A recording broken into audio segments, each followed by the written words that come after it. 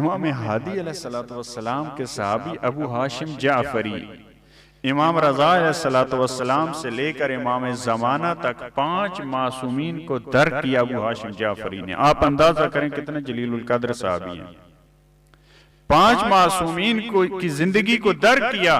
इमाम अलैहिस्सलाम की खिदमत में, इमाम हादी अलैहिस्सलाम की खिदमत में इमाम अलैहिस्सलाम ने फरमाया, ऐ अबू हाशिम, माली रईतु का इंता अब्दुर्रहमान बिन याकूब, मैं देखता हूं तुम अब्दुर्रहमान बिन याकूब के साथ उठते हो बैठते हो, तुम्हारा उसके साथ आना जाना है, ये क्या मसला है? यानी इमाम अलैहिस्सलाम इस लहजे में समझाना चाहते हैं कि फलां शख्स, अब ये बहुत दकीक है वाक़अन के अहले बैत अलैहिस्सलाम की हिदायतगरी याद तक अफराद का उठना बैठना वो भी ताहते नजर है, आइम्मा देख रहे हैं, लेकिन हालात कैसे हैं? यानी ये तज्जुब होता है इंसान को, हालात क्या, इमाम ताहते नजर हैं, दरवाजे पे गार्ड होते हैं, मुलाकात नहीं होने दी जाती, लेकिन इमाम अलैहिस्सलाम क्या फरमा रहे हैं? अब्दुर्रहमान बिन याकूब के साथ तुम्हारा उठना बैठना है और ये अच्छा काम नहीं है। जलीलुल कद्र सहाबी है, अल्लाह उसके पास भी नॉलेज है, अगरचे आमा से लिया है, कहा इन्नहु खाली, वो मेरे मामू हैं। अबू हाशिम जाफरी ने उज़्र क्या पेश किया कि मैं जिनके साथ उठता बैठता हूँ वो मेरे मामू हैं। तो आप ज़ाहिर है हमारे यहाँ अल्लाह चचा का रिश्ता हो तो वो बड़ा जल्दी खत्म हो जाता है, मुमकिन है पहली फुर्सत में कहता है कि ठीक है मैं काट देता हूँ रिश्ता, लेकिन जो मामू का रिश्ता होता है ये तो हमारे यहाँ बहुत अजीज होता है, अल्लाह उस दौर में भी अजीज था, तो मामू का रिश्ता मैं कैसे खत्म करूं? चचा का रिश्ता तो हम बहानों से खत्म कर रहे होते हैं, उसकी तो खुदा से थी कि आयमन, मुझे इमाम ने कहा कि चचा से ना बोलो, इसलिए नहीं बोल रहा, लेकिन मामू का रिश्ता ये तो हिम्मत नहीं होती अफराद में। लिहाजा इन्नहु खाली है मेरे मौला, वो मेरे मामू हैं, इसलिए मैं उनके पास आता जाता हूँ। इमाम अलैहिस्सलाम ने फरमाया इन्नहु यक़ूलु फ़िल्लाहि क़ौलन अज़ीमा, अल्लाह के बारे में उसका वो अकीदा जो बहुत खतरनाक है, उसके पास न बैठो, यानी उसके अकीदे तौहीद में मुश्किल है, उसका अकीदा ठीक नहीं है, ये बहुत बड़ा पैगाम है हमारे लिए।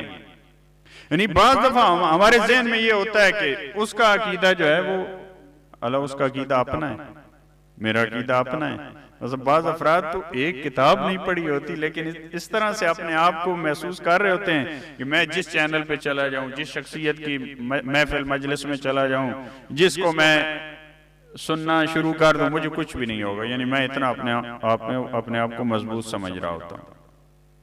इमाम अलैहिस्सलाम ने अब देखें जो पैगाम दिया, फरमाया फ़इन्नहु इन जलस्त मअहु व तरक्तना, अगर तू उसके साथ बैठना चाहता है तो हमें छोड़ दे, वइन जलस्त माअना व तरक्तहु, अगर हमारे पास बैठना है तो उसको छोड़ दो, उसके पास जाना है अगर तो हमें छोड़ दो।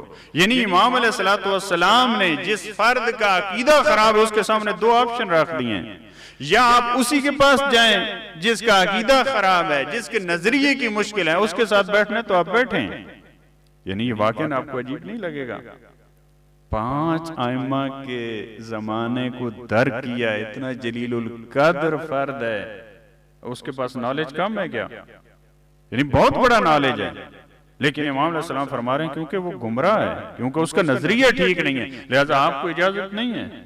और अगर हमारे पास आना है, हमारे पास बैठना है, हमारे सहाबी का टाइटल और नाम और उन्वान तुम्हारे ऊपर अगर मोहर ये लगे कि ये इमाम हादी का सहाबी है, तो वहां उस महफिल में जाना छोड़ दो। हाँ, अगर उसको नहीं छोड़ सकते तो फिर इधर ना आया करें। 2 ऑप्शन, 2 आपके पास ऑप्शन है।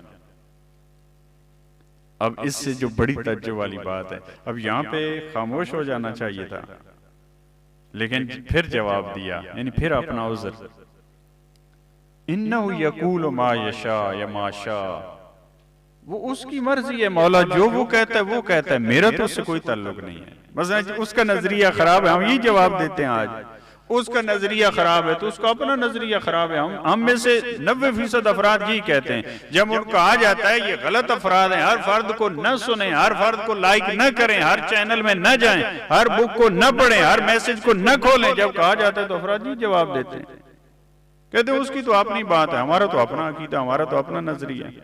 कहा कि मौला वो जो कहता है वो कहता है, यानी मैं तो वो नहीं कहता, न मैं उसमें शरीक हूं, न मेरा वो नजरिया।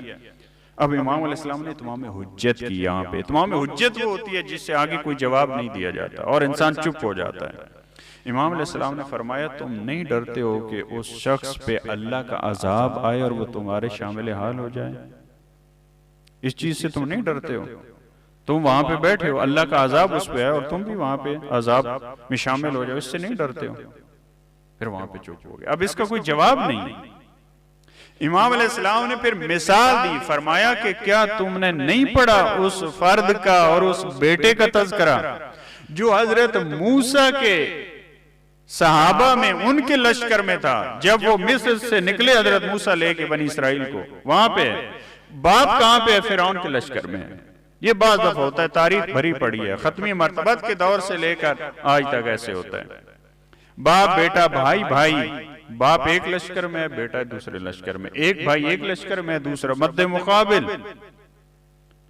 इमाम अलैहिस्सलाम ने फरमाया, क्या तूने नहीं सुनी, नहीं पढ़ी वो दास्तान? बेटा हक पे हजरत मूसा के लश्कर में है, लेकिन बाप कहां पे? फिरौन के साथ।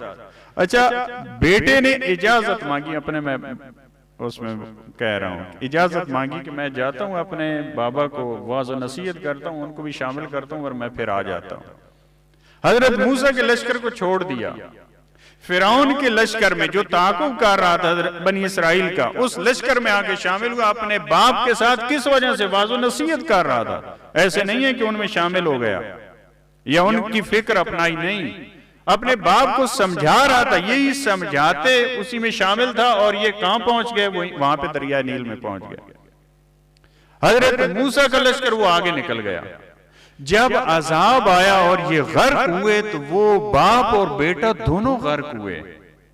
बेटा भी साथ गर्क हो गया, हालांकि हजरत मूसा के साथ का साथी था। फिक्री एतबार से, अमली एतबार से, किसी हवाले से वो अपने बाप के साथ नहीं था।